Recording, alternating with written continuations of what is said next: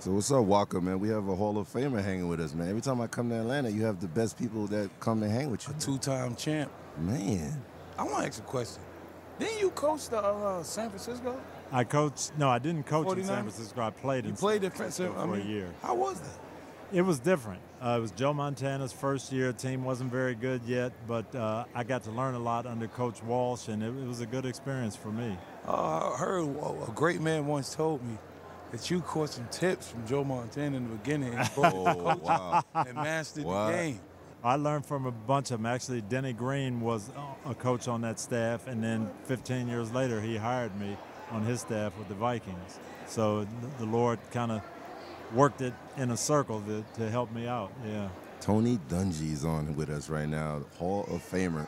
So fate kind of like brought you like from team to team? Yeah, it really did. I was a quarterback in college at the University of Minnesota, and I thought I was going to be a quarterback in the NFL. Number 20.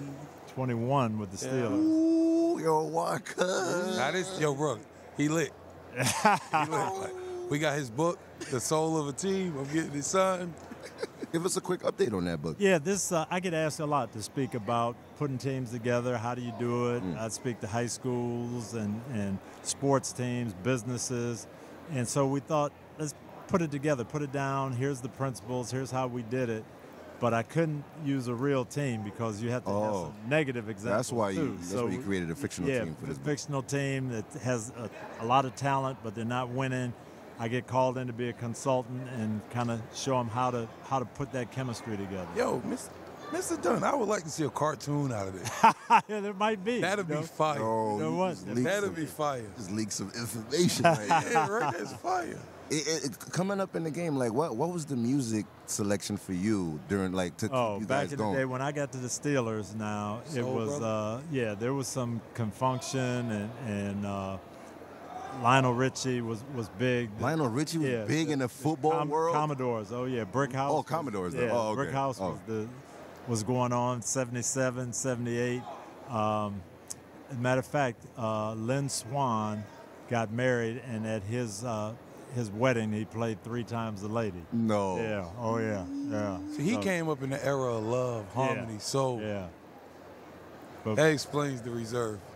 Reserve OG. So you must stay you must be very conservative with all the crazy hip hop that's out there now. I'm sure you have kids that listen. I have kids that listen. As a matter of fact, my 12-year-old has me on a mission. He said, I got to find Travis Scott. Ooh. Yeah, he said, Dad, you got to get a picture with him for me. And so I'm on the lookout now, trying to get him. It's lit. Okay, actually can make it happen. Yeah, I can that's make like it happen. Did you make it happen? Yes, we own it. I need to do that. But yeah, my kids, they keep me up on all that. And it's funny because we're all in the same stage. I can remember when I was young and playing the radio in the car with the Temptations and the Four Tops, and my dad saying, I can't listen to this. And now I said, I'm never going to be that. I'm going to stay current, whatever my kids want. And now they play stuff, and I'm like my dad. I can't relate to this. Yo, that's crazy.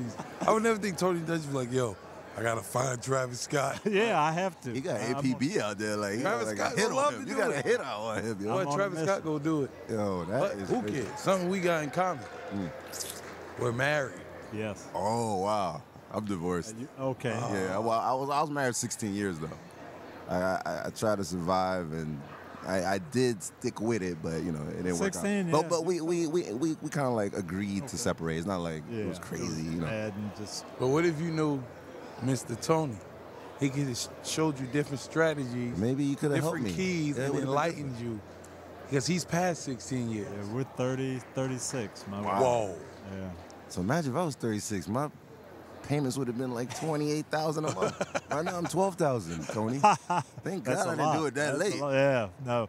Once you get past 20, you got to just stick with it. Yeah, you got no choice, right? You're just locked in. It's like jail. Yeah. You know what I'm saying? Yeah, that's. But it's funny that he's talked about fate earlier. I don't know why. Is it safe to say a lot of football players don't believe in like fate, because when you survive like years of playing and like you survive injuries, you survive like all kinds of things that could have like stopped your career. I think when you really are in it and see it, and you see all the ups and downs and the mountains and the valleys, you have to believe that God's in there somewhere, because it can't just happen by that. I mean, for me, I was starting to tell you the story.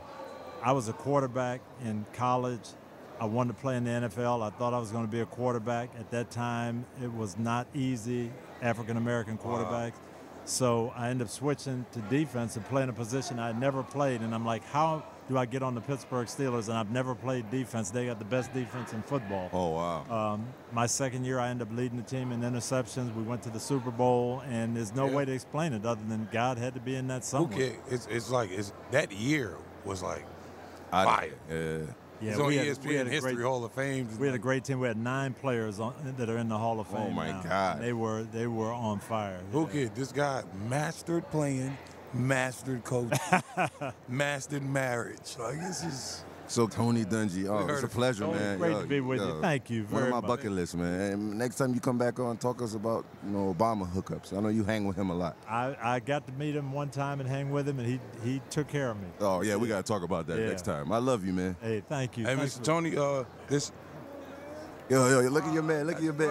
Look at Devontae. Yo, Devontae beefing with us, yo. Yo, this is crazy, man. Does he need to be on right now? Am I in his seat? This is crazy. He took good care of my son. My son that's looking for Travis Scott. He was looking for Devontae the same way. I got the picture with him. Yo, we got Tony. You remember taking a picture with my son on the field before the game? You remember taking a picture with my son on the field? Yes. How you doing, man? What up, Devontae? Yo, now we got beef now. You got us having beef with football players, man. You know what I'm saying? Yo, take a seat, Devontae. You know? Get a seat, man. We'll switch roles in a minute. So, thank you, Tony, for hanging with us. Great to be with you.